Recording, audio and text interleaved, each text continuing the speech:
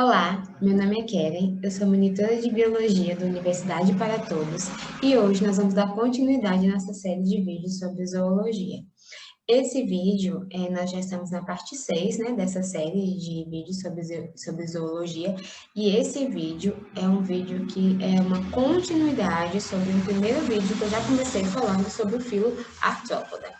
Então, como eu sempre falo para vocês, volta lá e assiste desde o início, certo? Para você acompanhar o surgimento de novas características. Além disso, como essa daqui já é a segunda parte, né, do mesmo assunto, que é o filo Arthropoda, você precisa entender melhor quais são as características gerais desse grupo, para entender também quais são as características específicas de cada um desses grupos que estão dentro desse filo, certinho? Então, agora eu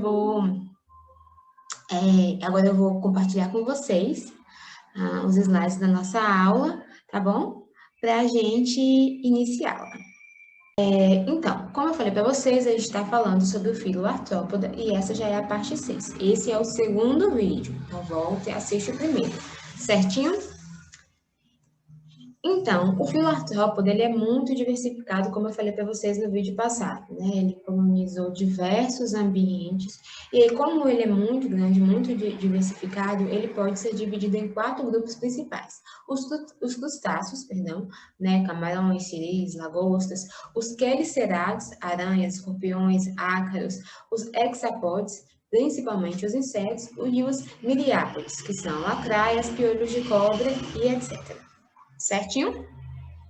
Então, eu vou começar falando sobre algumas características de cada grupo e no final a gente vai resolver algumas questões, né, para a gente fixar melhor o assunto.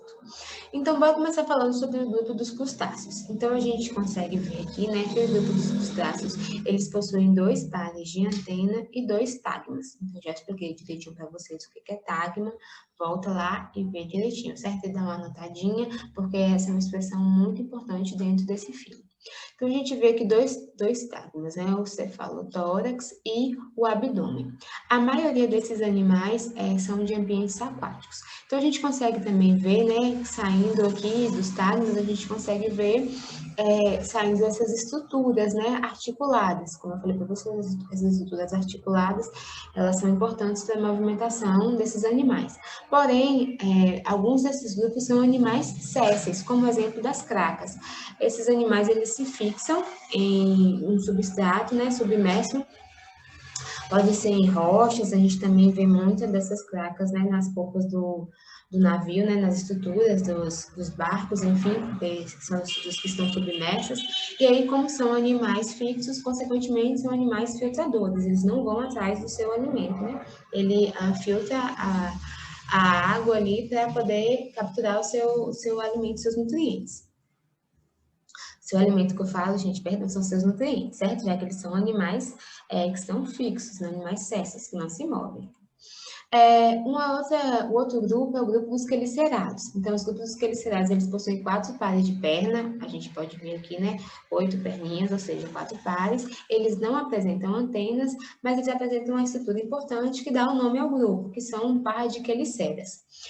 A gente também pode ver aqui que o corpo é dividido em 2 tagmas, um cefalotórax e um abdômen, como a gente viu nos crustáceos, e a maior parte desse grupo são aracnídeos. Uma coisa interessante também dos aracnídeos é que eles produzem peçonha. Essa peçonha, né, essa substância venenosa, ela é importante tanto para a proteção, né, como também para a captura de presas. E aí, nas aranhas, essa peçonha, ela vai ser liberada pelas queliceras e no escorpião vai ser liberado pelo aguilhão caudal.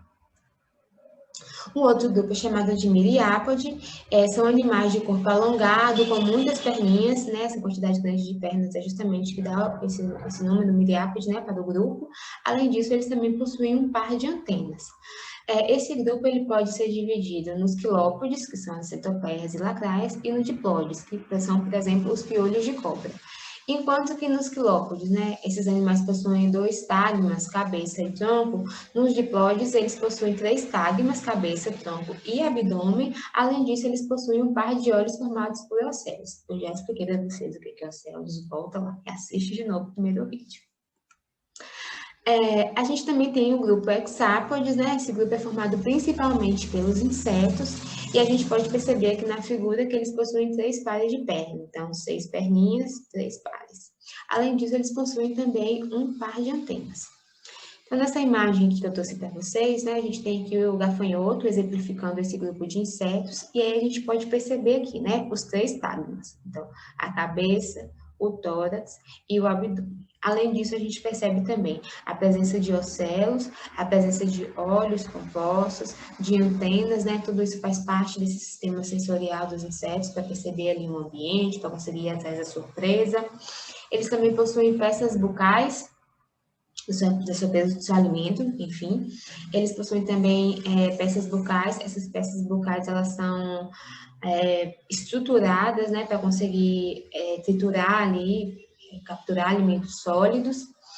A gente vê também aqui, né, as perninhas articuladas. Além disso, uma coisa muito legal é que eles possuem, alguns deles, né, possuem asas. E essas asas, elas são importantes porque é o único grupo, né, dentro dos invertebrados que possuem essas asas. E essas asas, elas são legais porque elas possibilitaram agora a colonização de novos lugares, né? E isso é uma característica muito legal dentro desse grupo, né, do filo artrópoda, porque é justamente isso, essa grande diversidade, e aí por causa disso, por causa dessa grande diversidade em estruturas, hábitos e estilos de vida, eles estão espalhados aí pelos mais diversos ambientes possíveis. E aí agora a gente vai para o nosso Momento Enem. Então eu trouxe para vocês aqui 2 questões para a gente discutir um pouquinho sobre o filo. Então a primeira questão é: aranhas, escorpiões, carrapatos e ácaros são representantes da classe dos aracnídeos. Esses animais são terrestres, em sua grande maioria, e ocupam os mais variados habitats, tais como montanhas altas, pântanos, desertos e solos arenosos. Podem ter sido os primeiros representantes do filo artrópoda a habitar a terra seca. A característica que justifica o sucesso adaptativo desse grupo na ocupação do ambiente terrestre é a presença de. Então, o que chama a atenção da gente aqui nessa questão? Podem ter sido os primeiros representantes do filo artrópoda a habitar a terra seca. Então, se a gente está falando de terra seca, a gente está falando justamente, né, de que eles não estão mais, né, não, saíram desse ambiente aquático, eles não estão mais em contato com a água o tempo todo. Então, quando a gente fala de água, né, de perda hídrica, a gente está falando principalmente de quê? De exoesqueleto. Por quê? Porque o exoesqueleto, ele possibilitou justamente esse controle, né, da perda hídrica corporal. Então, o exoesqueleto, como eu já expliquei para vocês, ele vai impedir que haja uma desidratação, né, que esse animal fique perdendo água. Então, se esse animal não está mais em contato com a água o tempo todo, agora ele já está na terra seca, é muito importante, né, que ele mantenha esse controle hídrico. Afinal, sem água, ele vai morrer, né? Sem água no corpo, ele vai morrer. Então, a gente tem essa frase-chave aí que chama a atenção da gente. Então, eu trouxe aqui uma imagem para vocês. Eu já expliquei sobre o exoesqueleto de quitina, né, no primeiro vídeo sobre o filo artrópoda. Então, se você não assistiu ainda, volta lá e assiste, certo? Então, aqui eu tenho um exemplo para vocês, né, de um animal fazendo a muda, né, deixando o seu antigo esqueleto de quitina para poder crescer. E aí, esse esqueleto de quitina é essa estrutura rígida, né, que possibilita essa proteção do animal, mas também controla, né, essa perda hídrica, faz com que o animal não sofra desidratação. Segunda questão. Então, as fêmeas do mosquito da dengue, a Aedes aegypti, elas têm um olfato extremamente refinado. Além de identificar as coleções de água para a oviposição, elas são capazes de detectar de forma precisa e eficaz a presença humana pela interpretação de moléculas como odor eliminadas durante a sudorese. Após perceber o indivíduo, voam rapidamente em direção à fonte alimentar, iniciando o repasse sanguíneo, durante o qual podem transmitir o vírus da dengue. Portanto, o olfato desempenha um papel importante para a sobrevivência dessa espécie. Medidas que interferem na localização do hospedeiro pelo vetor por meio dessa modalidade sensorial incluem a... Então, o que a gente pode ver aqui? Uma coisa bem legal do Enem é justamente essa contextualização. Então, a gente está falando do filo artrópode, dentro do filo artrópode a gente vê, né, os insetos, e aí agora a gente está falando de um mosquito da dengue, né, de um Aedes aegypti. Então, como é um filo muito diversificado, né, a gente vai ver que esses animais, eles possuem uma relação íntima com diversas áreas, né, que estão relacionadas ao homem.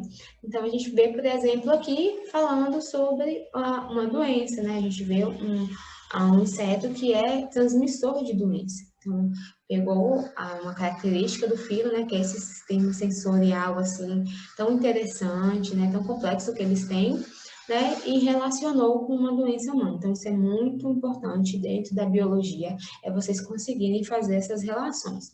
Então, o que essa questão está trazendo para a gente? Está trazendo a questão sensorial, né? Dessa capacidade dela interpretar essas moléculas de odor eliminadas durante a sudorese. Então, ela fala quais são as medidas que podem interferir, né, na localização do hospedeiro? O que pode interferir nessa interpretação, né, dessas moléculas de odor pelo mosquito? Então, colocação de telas nas janelas. Será que ter telas na janela vai interferir, vai fazer com que a fêmea, né, do mosquito ela não consiga mais, né, sentir essas moléculas? Eliminar os locais de oviposição pode diminuir, né, a quantidade de mosquito ali no meio ambiente, mas vai fazer com que haja, que a fêmea não consiga sentir, né, essas moléculas de odor. Instalação de borrifadores de água em locais abertos, então água, uma substância inodora, como é que ela vai bloquear, né, essas moléculas de odor? Conscientização para a necessidade de banho diário, então a pessoa vai ter que tomar quantos banhos, né, no dia, para não suar, para não emitir essas moléculas. E, por fim, utilização de cremes e pomadas com princípios ativos. Então, a resposta é, né, quem, né, nunca usou uma pomada, né, um creme, quando foi acampar, né, tá lá céu aberto e tal. Então, quantos não usaram repelente? Né? Então, com essas pomadas, esses cremes são chamados de repelente, que é justamente para bloquear essas moléculas de odor. A gente teve mesmo, né, há um tempo atrás, um surto da Zika. Então, a Zika, o Aedes aegypti, ele era um vetor para a Zika. Então, as mulheres grávidas, elas eram, né, aconselhadas a usar bastante frequência esses repelentes justamente para não serem picadas. Então, isso também faz parte do nosso dia a dia, esse conhecimento. E aí, qual é a importância do filo? Né? Gastronomia, que a gente viu aí, crustáceos, certo? Então, é importante para a economia, né? Quantas cidades a gente não conhece, né? Que uma importante parte da sua economia é justamente, né, a pesca de mariscos, enfim, né, de frutos do mar. Cadeia alimentar. Então, é muito diversificado. Então, é óbvio que eles vão servir como alimento, né, para outros diversos grupos, e assim sucessivamente.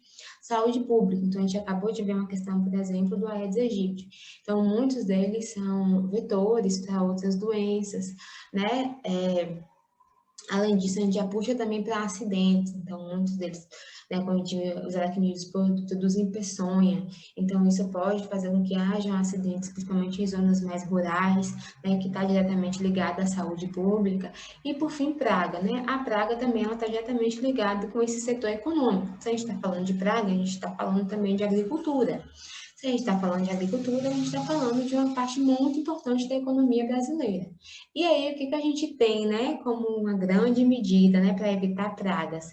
Inseticidas. E muitos dos inseticidas, eles são tidos como agrotóxicos. E a gente sabe da importância do agrotóxico, né, de todos os malefícios que os agrotóxicos trazem. Então, o que é importante a gente fazer dentro da zoologia, dentro da biologia? É justamente fazer essas associações.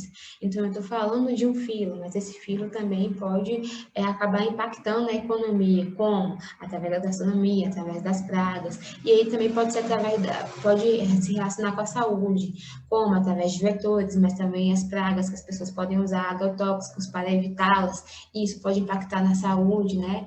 Então, é importante que vocês façam esses mapas mentais e relacionem o que esses filos eles trazem de relação, né, diretamente com o ser humano, com a economia, né, com a saúde, enfim, certinho? Então, é isso. Então, eu aguardo vocês no próximo vídeo.